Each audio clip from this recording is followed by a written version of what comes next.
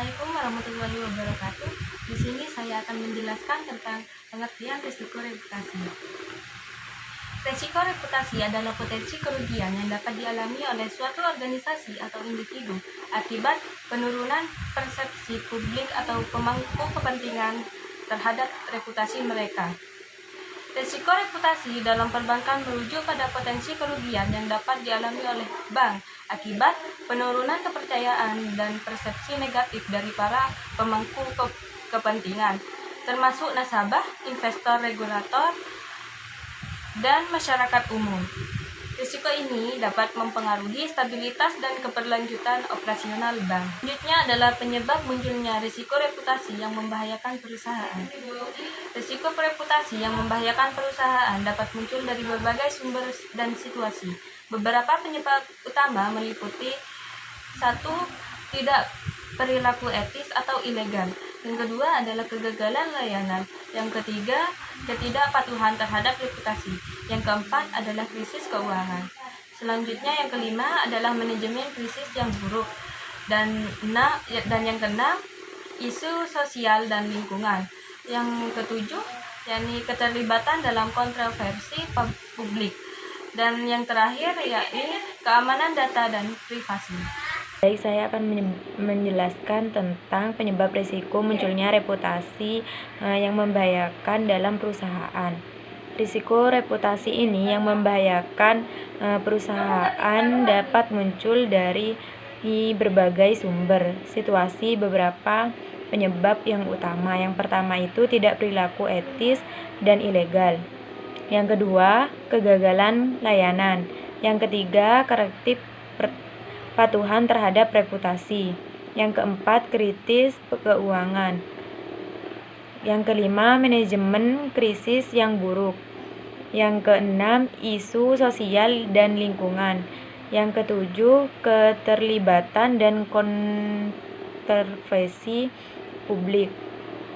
Yang kedelapan, keamanan data dan privasi. Adapun penerapan risiko yang manajemen reputasi pada bank syariah ini, manajemen risiko reputasi pada bank syariah ini memerlukan pendekatan yang khusus.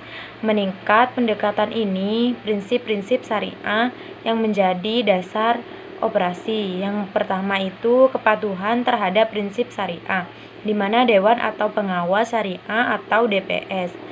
Pastikan semua produk dan layanan itu sama.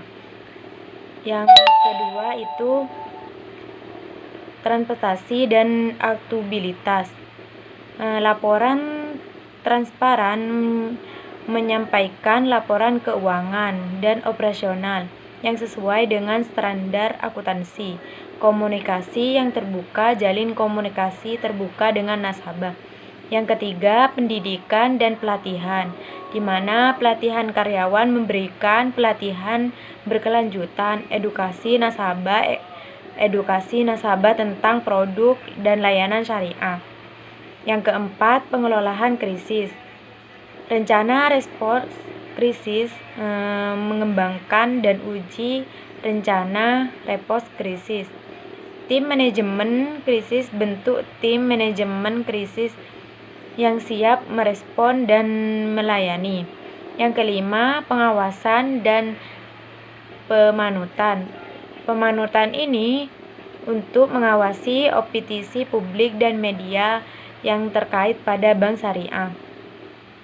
Yang keenam, integritas dan etika, yaitu kode etik yang diterapkan dan ditegakkan. Kode etik ini yang ketat untuk semua karyawan. Yang ketujuh, kepuasan nasabah, di mana layanan yang berkualitas meningkatkan kualitas layanan untuk menjamin kepuasan nasabah atau pelanggan. Penanganan keluhan ini, tanggapi keluhan pelanggan dengan cepat. Saya, Sisil Vanukulasana, selaku pemateri ketiga akan menjelaskan tentang cara perusahaan mengendalikan risiko reputasi. Yang pertama, membangun budaya etika dan transparansi. Kedua, pengolahan komunikasi yang efektif. Ketiga, manajemen krisis yang proaktif. Keempat, media pemanfaatan dan sentrum publik. Kelima, membangun hubungan yang kuat dengan pemangku kepentingan. Contoh kasus dan penyelesaian kasus risiko reputasi. Kasusnya, sebuah bank termuka di Indonesia, Bank ABC, mengalami kesalahan teknis yang menyebabkan data pelanggan mereka bocor ke internet. Data pelanggan tersebut termasuk nama, alamat, nomor rekening, dan nomor kartu kredit. Kejadian ini terjadi pada malam hari dan Bank ABC tidak segera menginformasikan masalah tersebut kepada pelanggan. Resiko reputasi Bank ABC sangat tinggi karena pelanggannya kehilangan keamanan data publik. Pelanggan dapat merasa bahwa Bank ABC tidak memperhatikan keamanan data pelanggan dan tidak menghormati privasi mereka. Resiko reputasi ini dapat menyebabkan hilangnya kepercayaan pelanggan dan mengakibatkan resiko untuk menutup akun. Penyelesaiannya dengan pengumuman cepat. Bank ABC segera mengumumkan kepada pelanggan tersebut kejadian ini. Bank ABC memberikan informasi yang jelas dan rinci tentang apa yang terjadi dan bagaimana mereka akan mengatasi masalah tersebut. Kemampuan untuk mencegah. Bank ABC memberikan jaminan bahwa mereka telah memperbarui sistem keamanan mereka untuk mencegah insiden serupa terjadi lagi di masa depan. Cukup sekian penjelasan dari saya, kurang lebihnya mohon maaf. Wassalamualaikum warahmatullahi wabarakatuh.